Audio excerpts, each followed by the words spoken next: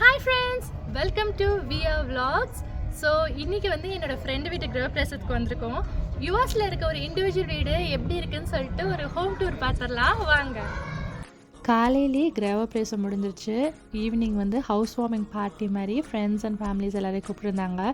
So நாங்கள் evening வந்து ஒரு 5 o'clock போல் அங்கே ரீச் ஆயாச்சு. வீடு எவ்வளோ அழகாக இருக்குல்ல.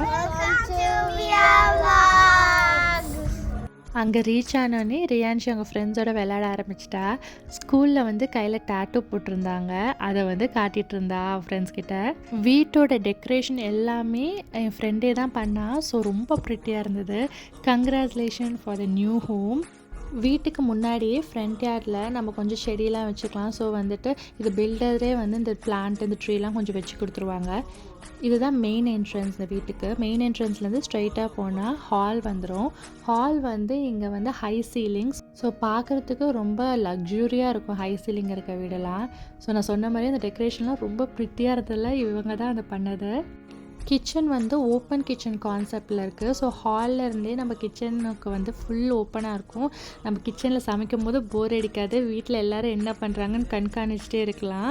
ஸோ இங்கே இப்போ மோஸ்ட்டாக வர எல்லா நியூ ஹோம்ஸும் ஓப்பன் கிச்சன் கான்செப்டில் தான் இருக்குது. இந்தியாவிலே இப்போ மோஸ்ட்டாக நிறைய ஓப்பன் கிச்சன் இருக்குது, ஆனால் இந்த அளவுக்கு ஃபுல் ஓப்பனாக இருக்காது.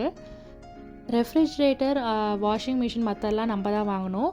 இது வந்துட்டு டைனிங் ஏரியா.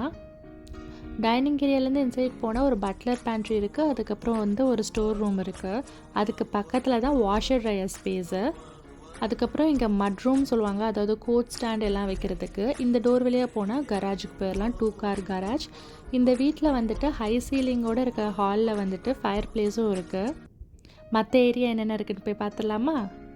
ஹால்லேருந்து நம்ம ஸ்ட்ரெயிட்டாக என்ட்ரி வேக்கு போகும்போதும் இந்த சைடு வந்துட்டு ஒரு ஆஃபீஸ் ஏரியா மாதிரி இருக்குது. இதை ஆஃபீஸ் ஏரியாவாகவும் யூஸ் பண்ணலாம், இல்லைன்னா வந்துட்டு நம்ம பூஜை ரூம் மாதிரியும் வச்சுக்கலாம்.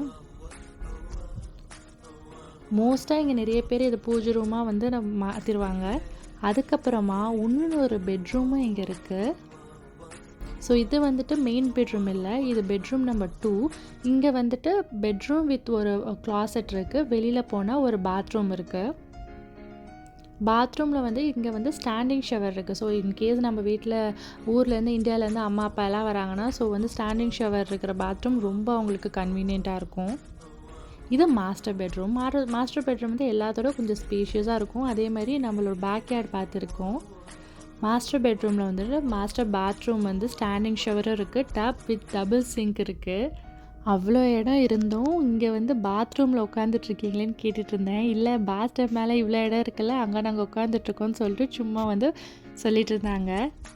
ஸோ மாஸ்டர் பாத்ரூமில் ஸ்டாண்டிங் ஷவரும் இருக்கும், அதுக்கு பக்கத்துலேயே பாத் டப்பும் இருக்கும். இங்கே யூஸ்வலாகவே கிரவுண்ட் ஃப்ளோரை ஃபர்ஸ்ட் ஃப்ளோர்னு சொல்லுவாங்க, ஃபர்ஸ்ட் ஃப்ளோரை வந்துட்டு செகண்ட் ஃப்ளோர்னு சொல்லுவாங்க. ஸோ இப்போ செகண்ட் ஃப்ளோரில் என்ன இருக்குதுன்னு பார்க்கலாம் வாங்க. செகண்ட் ஃப்ளோரில் மேலே ஏறினோடனே சின்னதாக ஒரு ஸ்பேஸ் இருக்குது, லாஃப்டர். ஸோ இது வந்துட்டு நார்மலாக கேமிங் ஏரியாவாகவும் வச்சுப்பாங்க, இல்லை ஒரு சின்ன ஹால், லிவிங் ஹால் மாதிரி வச்சுப்பாங்க. அங்கேருந்து நம்மளோட லெஃப்ட் சைடில் உடனே பார்த்தீங்கன்னா ஒரு ஹோம் தியேட்டர் இருக்குது.